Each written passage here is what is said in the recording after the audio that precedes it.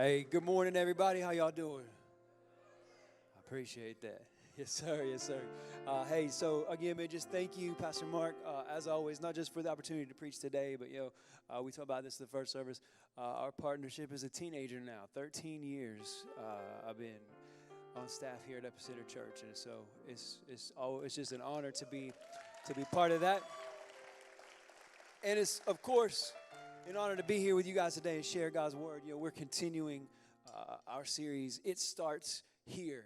And as Pastor Mark has already shared, this series is kind of a return to the roots of who Epicenter Church is, who we are as a church, right? It's a reminder of our goal to be the starting place for whatever people need to help them meet Jesus or grow closer to Jesus. And in this series, we've already explored lots of different things that we hope will start here at Epicenter Church. Things like love and community and servanthood and generosity. And I spent some time this week praying and thinking about what else do we want to talk about that we hope will start here at Epicenter. I had a long list of like 7 or 8 things, but as I was just continuing to pray through it, I couldn't shake the idea that we needed to dive into the idea of hope starting here. And so as part of that process, God led me to what will be our primary scripture this morning. It's just 2 sentences from the book of Hebrews chapter 6. We'll explore some other stuff around these 2 sentences, but it's Hebrews chapter 6, the second part of verse 18 and the first part of verse 19. There you go. And it says this in the New Living Translation. Therefore, we who have fled to him for refuge can have great confidence as we hold to the hope that lies before us. This hope is a strong and trustworthy anchor for our souls. So twice in 2 sentences, the author of Hebrews mentions hope that we hold on to, hope as an anchor for our souls. And so as I was thinking about what to title this message this morning, I thought, we could kind of use that anchor theme and get creative. We could go with anchors away or lean into it a little bit too far and be like, ahoy thar, where be your hope? But I think we'll go a little more simple, right? And we're just going to call this thing anchor for our souls, right? But really, and we'll get to that, but really the key thing that we want to focus on right now is just this idea that hope starts here, right? If I was Pastor Mark or Pastor Joseph, I would say right now, turn to your neighbor and tell them hope starts here. But I'm not them, and I'm an introvert at heart, so I'm going to say, if you're comfortable, turn to your neighbor and say hope starts here. Now, here's what happened, right? I'm going to just let y'all in on something. All the other introverts in the room just now were hoping that their neighbor was as uninterested in social interaction as they were. So y'all introverts in the house, it may not have worked out for you, but all my neighbors are gone. Chris is too far away. He doesn't count. Chris, hope starts here. You know what? You can leave. I'm just telling you. You're going to come up here? Don't come up here. Stay back there. All right. So, extroverts, I want to kind of let you into the mind of an introvert really fast, right? So we're talking about, the introverts, they were hoping that you weren't interested. So now all the introverts are now hoping that I'll stop talking about this because they are feeling increasingly more awkward every minute that I spend in this conversation. And they're like getting very conscious of the fact that they think that you're staring at them like, why didn't you want to talk to me? And they think you're silently judging them. And the more that I stay on this topic, the more they're like, would you please move on? All right, we'll move on. You guys can have a seat. But the thing is that hope is funny that way, right? Like it's this desire, this anticipation for something that we want to happen, that we know might happen, but it also might not. And we can't really control the final outcome. We can hope for a lot of things. We hope for better days. We hope for a better job. We hope for a raise. We hope for better grades. We hope for more friends. We hope for a romantic relationship. We hope for better health. We hope for a better marriage, and on and on and on. And there's things that we can do to try to make those things come to fruition. But at the end of the day, we don't have full control over whether they happen or not. And so hope becomes challenging. As a matter of fact, I think I probably know that every single person in this room right now is hoping for at least something. All of you, everybody here, you're hoping for something. And so what I want to do is I want you to begin thinking of one thing that you're hoping for. All right, and in just a moment, I'm going to count to 3. And when I get there, I want everybody to shout out what that one thing is that you're hoping for. Okay, and introverts in the room, all the extroverts are going to be so worried about shouting their answer as loud as they possibly can that they're not going to listen to you mumble your answer, so it's okay for you to participate. All right, so kind of think about that thing. What's that thing that you're hoping for? It could be serious, it could be silly, it just needs to be true. Okay, here we go. What are you hoping for? 1, 2, 3. Okay, this is what I heard. But I'm sure that some people around you heard something that you're hoping for. And I appreciate you guys participating with me because it shows that we got some hopeful people in this place. There's a lot of hope in this room, right? And that's good because the Bible talks about hope. And the idea of hope is mentioned almost 200 different times throughout Scripture. Sometimes it's talking about kind of what people hope for. Like, hey, I hope to see you soon, or I hope that you understand the point that I'm making. But many times it's a little deeper than that. Like Hebrews 3, chapter 6 says, and we are God's house if we keep our courage and remain confident in our hope in Christ. 1 Peter 3:15 says, if someone asks you about your hope as a believer, always be ready to explain it. Psalm 33:10 says, we put our hope in the Lord. He is our help and our shield.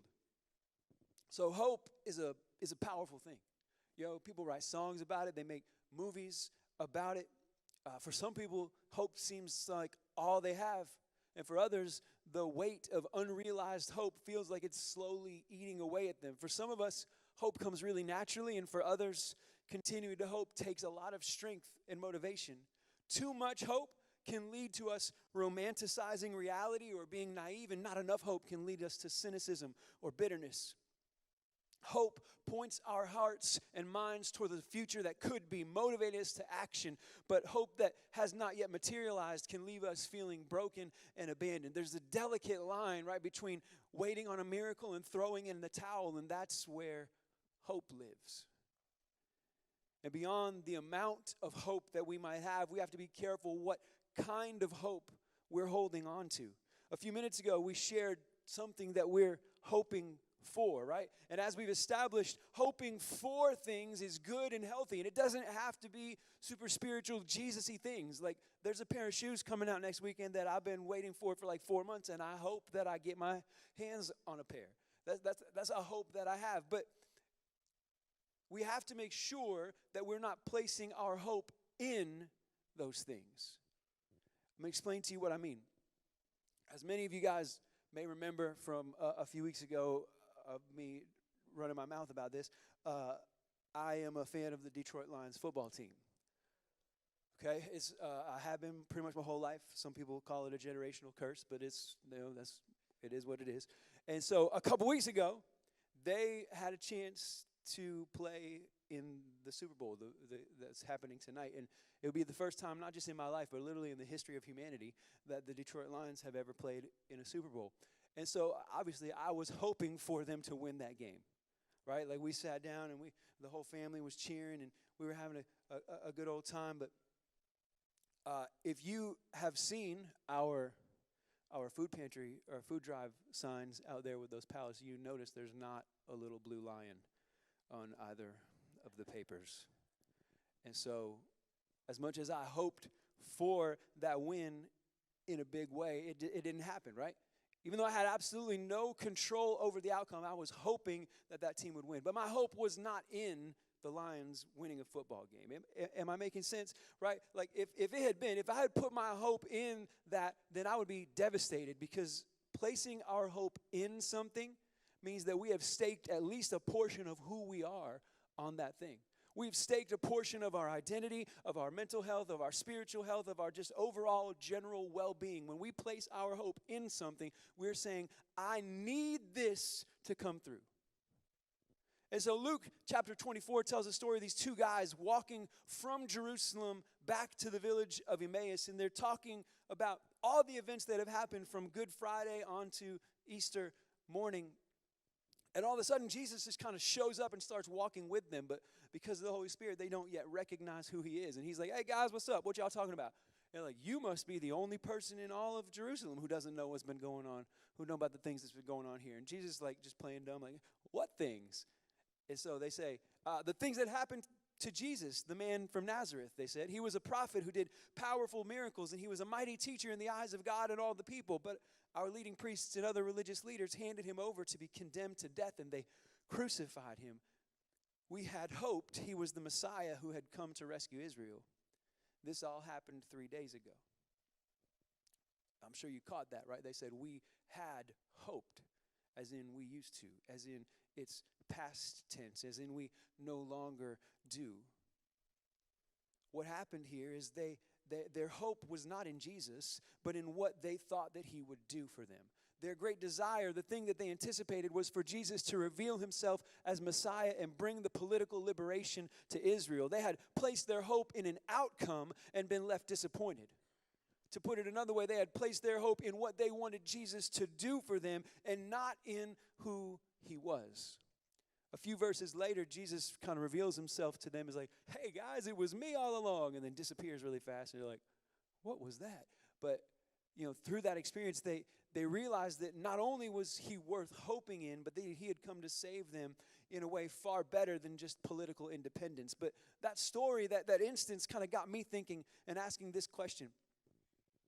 How often do we place our hope in a specific outcome or condition and then discredit who Jesus is if things don't happen the way we hoped they would?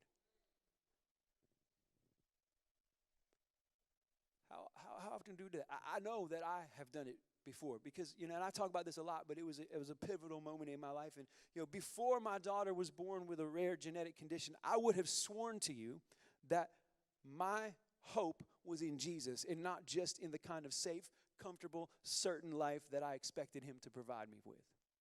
I was convinced, right, I don't hope in the conveniences and the comfort and the blessings that God gives me. My hope is in Jesus. And to a point, it was. But what happened is that when everything started spinning out of control and I had none of the answers or comfort or certainty that I so greatly desired, I began to question where and who God was. I began to wonder if he even cared that much about me at all. And so I had to learn to refocus my faith and learn to place my hope in Jesus no matter what else does or doesn't happen. I had to learn that I can't just say, well, as long as God blesses me, I can put my hope in him. As long as God shows up the way I expect him to, then I can continue to trust him. What we all have to learn, that if we're really going to put our hope in Jesus, it has to be in him, not in the things that we want him to do for us.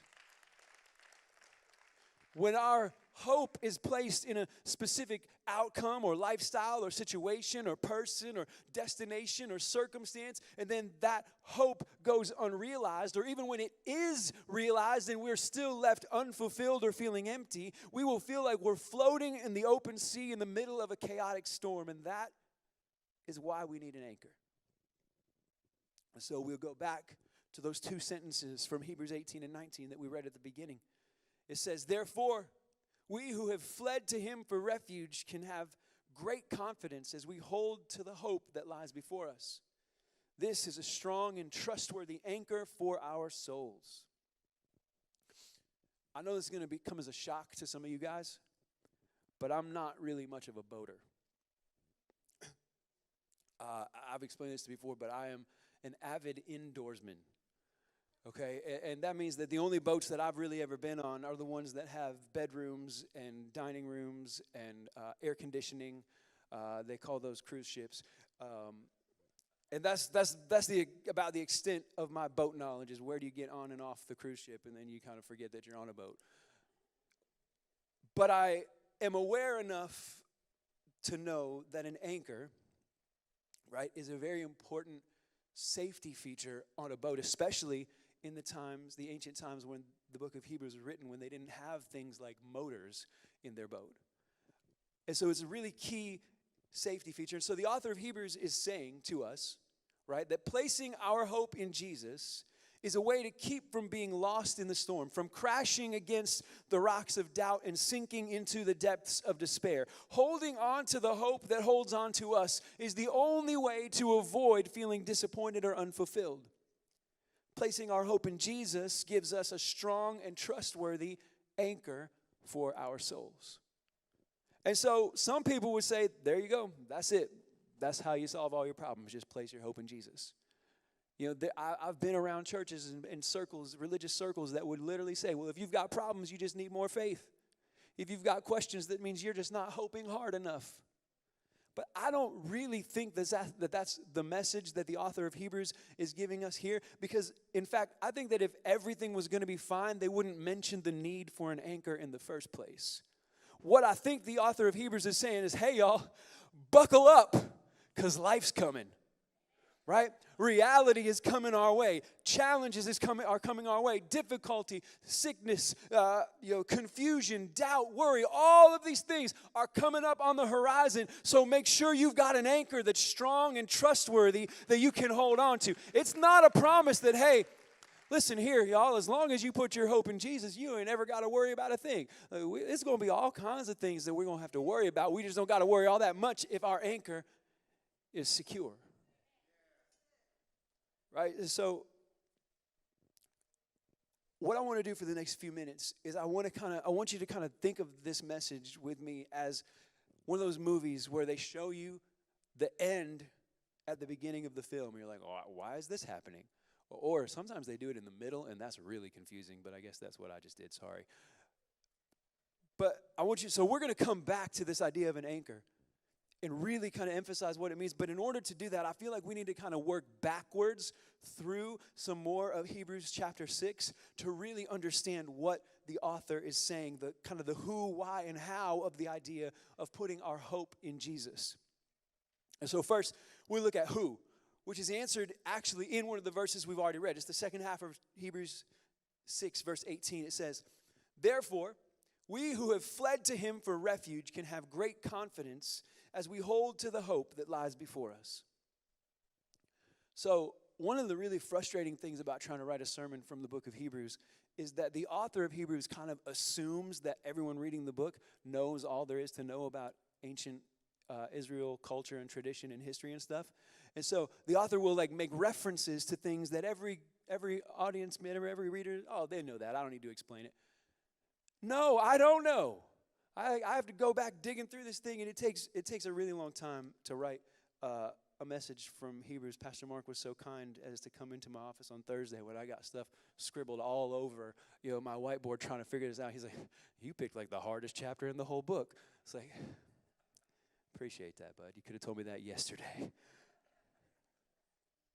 But anyways, one of the things that the author of Hebrews is kind of assuming that people will pick up on or know or recognize in the writing is that when God was establishing Israel as a nation in the Promised Land, he commanded first Moses and then Joshua to set up these 6 different cities of refuge across the nation so that anyone who accidentally killed someone could run to one of these cities for refuge, and they would be protected until their trial so that whoever was trying to avenge the blood of the person they accidentally killed couldn't just murder them where they stood. All right. Apparently, accidentally killing people was a much bigger problem in ancient Israel culture than it is here. But there was these cities that was set up specifically for this reason, that if you accidentally took someone's life, that you could run to this city for refuge, for safety, and no one was allowed to touch you until at least the day of your trial. And these cities were actually, many scholars believe, set up as an early representation of the work of Jesus. Right? They were designed as a source of hope and protection for anyone who was falsely accused. But while these cities of refuge only offered lasting hope to those who were found innocent, hope in Jesus is available to anyone at any time. See, while we may not have accidentally killed someone, we've all got brokenness and sin in our lives. We've all got problems and issues and challenges and difficulties that we're simply unable to survive on our own. And God offers us refuge from all of those things. He says, hey, wherever you're at, whatever you've done, whatever you got going on, come on. I'll take care of you. I'll keep you safe. I'll protect you. Come, I've got you. God offers us refuge from all of those things in the safety of his protection and the shelter of his arms through the person of Jesus. And so the idea of God as our refuge echoes throughout the Old Testament, through the Psalms and the prophets. And one of the best examples that I found is in Psalm 91, verse 2. It says, this I declare about the Lord. He alone is my refuge, my place of safety. He is my God, and I trust him. So the author of Hebrews is reminding us that if we will flee to God for refuge, we can place our hope in him and have confidence that he will protect us, redeem us, restore us, repair us, and keep us safe. In fact, turning to God for refuge is actually what allows us to take hold of the hope that lies before us. It's as though realizing that God is our only hope is the only thing that allows us to hold on to the hope that's been there all along. It's like, hey, man, I tried all these other ways. I tried it my way. I tried it my friend's way. I tried it the internet's way. I tried it my mama's way. And none of them other ways worked out. Jesus, I need some help because I can't figure this out on my own. And God's like, hey, nice to see you. Here's the hope that's been waiting for you all along. And when we get desperate, when we finally realize how much we need Jesus, he's right there, and we can grab a hold of him for refuge, for safety, for protection. Right? And then, so that's the who. It's anybody who's desperate enough. Anybody who realizes how much we need him. The why, a lot of people would probably answer the why part of why should we put our hope in Jesus by saying something like, duh, because he's Jesus.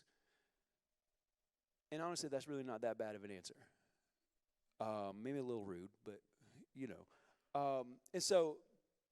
but I think sometimes we need a little bit more of an explanation than that. And I think that the author of Hebrews is pretty happy to provide that. So we're going to go backwards now. We're going to start in verse 16. And it says, now, when people take an oath, they call on someone greater than themselves to hold them to it. And without any question, that oath is binding. God also bound himself with an oath so that those who received the promise could be perfectly sure that he would never change his mind. So God has given both his promise and his oath. These two things are unchangeable because it is impossible for God to lie. So the author of Hebrews is talking about, again, the author is like saying, hey, y'all remember this from your ancient Israel history books? And no, so I had to go look this up too. But he's talking about this promise that God made to Abraham in Genesis 17, that his descendants would become many nations. And then God doubled down on that promise in Genesis 22, saying, I swear by my own name that I will certainly bless you. I will multiply your descendants beyond number, like the stars in the sky and the sand on the seashore. Your descendants will conquer the cities of their enemies, and through your descendants, all the nations of the earth will be blessed. So by reminding us of this promise and oath, the author is using God's interactions with Abraham as proof that God keeps his promises. This is an expansion of a point made earlier in the book, and one that the author will come back to very soon, that through Jesus we have direct contact to God on his heavenly throne. In fact, Jesus himself is a beginning of the realization of these promises and oath. So the why of why can we place our hope in Jesus becomes simply because God said so, and God doesn't lie. God is who he says he is, and he will do what he says he will do. It's a declaration that even when the world seems to be falling down around us, God's promises and his oath are still secure. But as we mentioned before, I think that we sometimes allow the fact that we don't always get the things we hoped for to cause us to think that maybe God's not worth hoping in. But the author here is saying that we don't have to question how reliable God is. God is God. He has always been God. He will always be God. He's never going to be anybody different than he is today, yesterday, tomorrow, or 1,000 years ago. God is God. That doesn't change. So if that's the case, maybe we need to question not who God is, but our own perspective of God, our own way of looking at him. See, what I was thinking is that if situations and circumstances can change our view of how good God is, then we may not have had the correct view of God in the first place. God's not a vending machine or a genie who simply grants our every wish and gives us whatever we want, but he's also not some sort of dictator or puppet master who's choosing every single step we take or forcing us to do things against our will.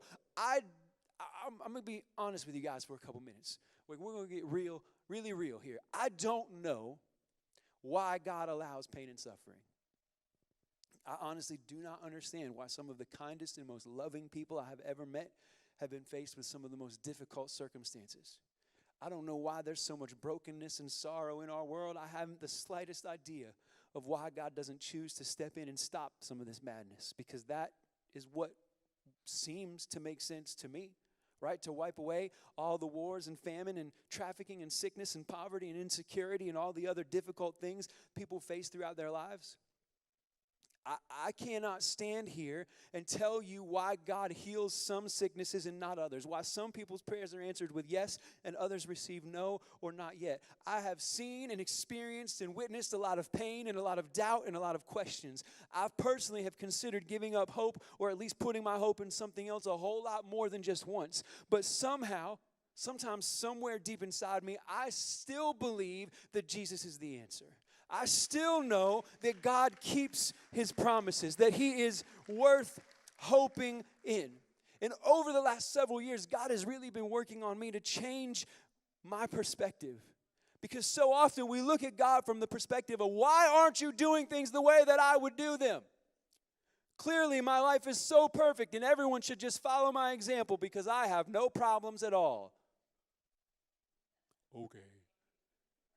Right, but we don't want to admit that. We just like, God, what? God, it's like, when I watch a football game, it's like, what are you doing? Catch the ball. I could never catch a football thrown by an NFL quarterback. My hand would break off.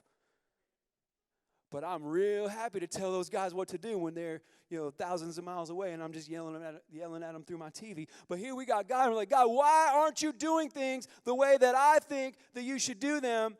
Like you should do this, and you should do it right now. You shouldn't wait till later. You should just show up and do what I wanted you to do, because that's what I wanted you to do, and that's what would make me happy and comfortable, and it would make sense to me, and then I wouldn't have questions or doubts or fears or wonders, and I wouldn't have to be in this position. So what are you doing? I think that's the perspective that a lot of us bring to our relationship with God, right? But what I'm learning is that instead of wondering why or demanding to understand, that I should remember how often God has showed up in my moments of difficulty. When I should remember all the different times when I was lost and when I was confused and I was cursing God out and saying, what's wrong with you? He's saying, hey, I'm right here, homie. I got you. He said, listen, I just want you to understand, my promise was that I'll be with you always and that I'll see you through the storm. I never said there wasn't going to be any storms. I never said you wouldn't have any difficulties or doubts or wonders or questions. I just said when those things happen, here I am right here beside you. I got you. You don't got to worry. I'm with you. And so remembering those moments where God was with me even when I wasn't sure I wanted him to be, even when I wasn't sure that I could see him, I wasn't aware of how he was working, just looking back and saying, man, God showed up in ways I never expected, and really ways I never would have requested, but he was there. In addition to that, I've started looking for how I can bring a little bit of heaven down to earth each day, because my hope is not, if our hope is not in any specific outcome or circumstance, but in the promise that God has made to renew all things, redeem all things, restore all things, and reconcile all things to himself, then anything we can do to bring heaven a little closer to earth is worth doing. And when we adopt that perspective, we don't have to go around looking for why and when and where. We can say, who is it that I can bring a little heaven down to earth for today? Listen, I'm not trying to get up here and be all holier than thou and say, man, I got it all figured out now, guys. I just had that one little incident that lasted 5 years in the desert of doubt. But now I don't never get stuck in the whys and the whens and the where. Yes, I do. Sometimes more often than I would like to. But I'm saying what I think the point is here is that life's a process, right? And we got to keep on learning that hope is powerful. Right? We got to keep on remembering that hope is the source of strength. We got to keep on understanding through practice, through failure, and then getting up and remembering what we're made to do. That hope is most powerful, most courageous when we can't make any sense of what's going on around us, when everything feels inside out and upside down, and we choose to keep hoping anyway, that's when we begin to feel the power of placing our hope in Jesus. And that, I believe, is how the author of Hebrews answers our question of how, right? How do you put your hope in Jesus? Let's start all the way back in verse 11. It says, our great desire is that you will keep on loving others as long as life lasts, in order to make certain that what you hope for will come true. Then you will not become spiritually dull and indifferent. Instead, you will follow the examples of those who are going to inherit God's promises because of their faith and endurance. For example, there was God's promise to Abraham. Since there was no one greater to swear by, God took an oath in his own name, saying, I will certainly bless you, and I will multiply your descendants beyond number. Then Abraham waited patiently, and he received what God had promised. So I think what the author of Hebrews is saying here is that if God is not a vending machine and God is not a genie, he's also not a microwave. Sometimes you got to wait to get what you asked for, to get what you were promised. The author of Hebrews is helping us understand that receiving God's promises requires faith and endurance. The Apostle Paul wrote in Romans chapter 5 that we can rejoice too when we run into problems and trials, for we know that they help us develop endurance. And endurance develops strength of character, and character strengthens our confident hope of salvation, and this hope will not lead to disappointment. You know, if you don't run for 3 years, and then you try to run again, you know, the hardest part of running is not the actual muscle movement and doing them. It's the endurance. It's your lungs who are saying, stop, you're killing me. Right? Like, sometimes endurance is the hardest thing. Endurance is the thing that we don't like to practice because it's hard. And a lot of times we just give up as soon as the pain starts a little bit. And what the Apostle Paul is saying is something that Pastor Mark has said many times, maybe in a slightly different way. He's saying, listen, hope in Jesus will not lead to disappointment. But guess what, y'all? It absolutely will lead through disappointment. It's going to be a whole lot of stops on the way where you got to keep running even though your lungs are screaming and they're saying, bro, would you please just sit down somewhere? Nah, bro, I got to keep going. I got to keep running. I got to keep trusting. I got to keep hoping. The author points us to the realization that when Abraham waited patiently, he received what God had promised. But the reality of that situation is that those promises, most of those promises did not come to pass until Abraham had already passed away. You talk about waiting patiently for something. This is the author's way of saying that hoping in Jesus means understanding that things won't happen on our timeline or according to our expectations, but we've got to be willing to hope anyway.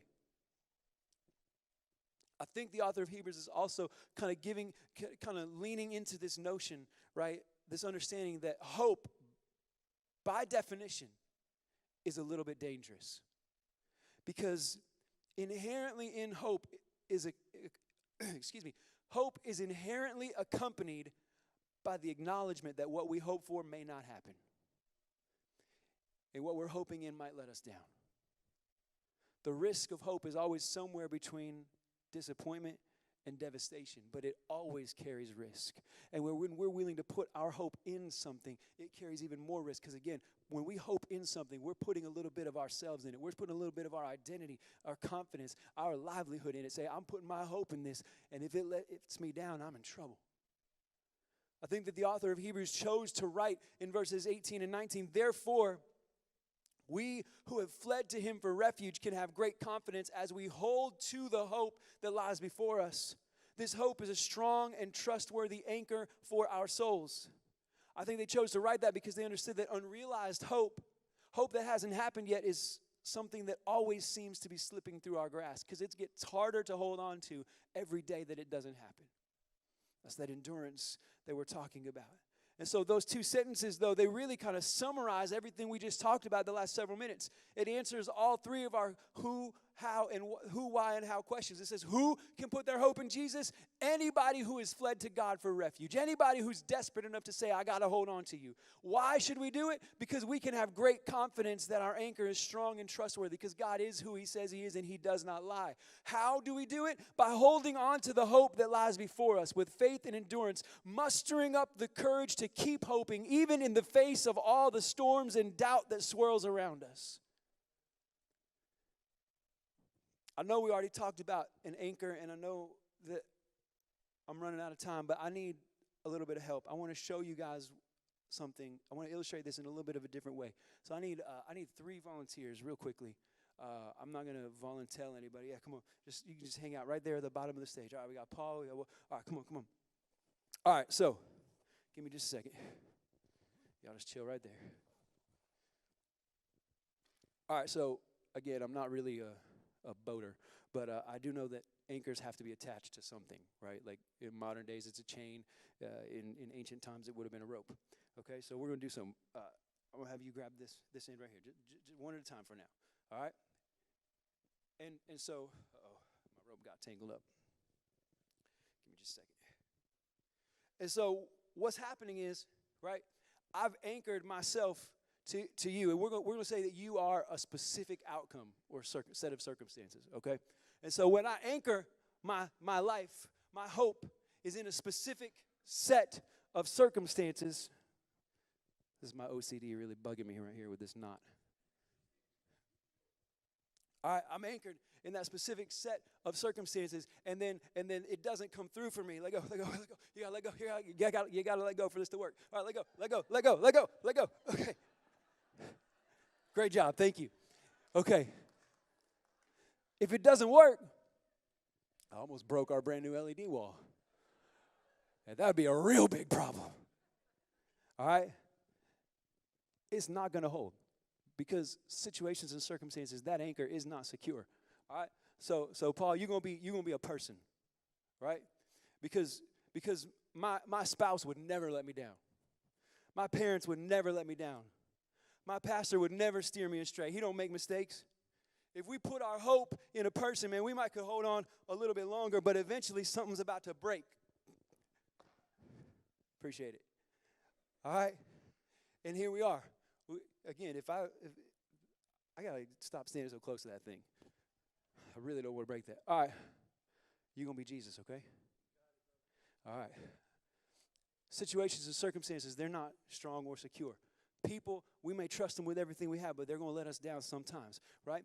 But when we got an anchor, right, that is strong and secure, that is dependable, that is reliable, it don't matter how hard the wind is blowing, it don't matter what else is happening in our lives, as long as we hold on, that anchor's going to hold. But listen, here's what I need you to understand.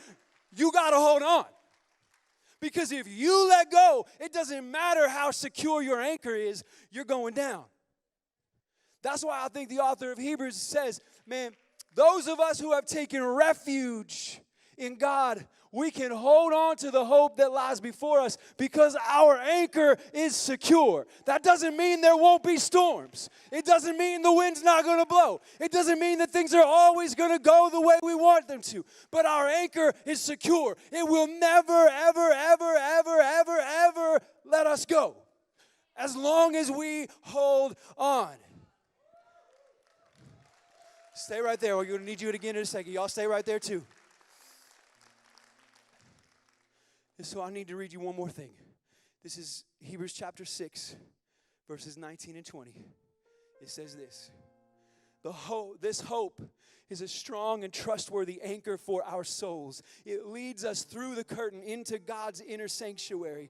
Jesus has already gone in there for us. He has become our eternal high priest in the order of Melchizedek. Can I tell you something? That because we are anchored to Jesus, we are anchored to the kingdom of heaven. We have direct access to God, the creator of the universe, through our high priest in the order of Melchizedek. And him being in the order of Melchizedek means that he wasn't there because of some lineage or heritage or because of who his parents were. He was there because God says, hey, you are the one I want there. You are the bridge between people. And he's in that position forever. And Jesus going before us, some translations say he's our forerunner. Here's what that means. That when we put our hope in Jesus and that anchor stays secure, y'all come up here. We can pass that hope on to somebody else. We're not going to pull as hard, Jonathan, don't worry. But we can pass that hope on to other people. The people who maybe let us down, the other people who were putting their hope, in the wrong things or in the wrong situations.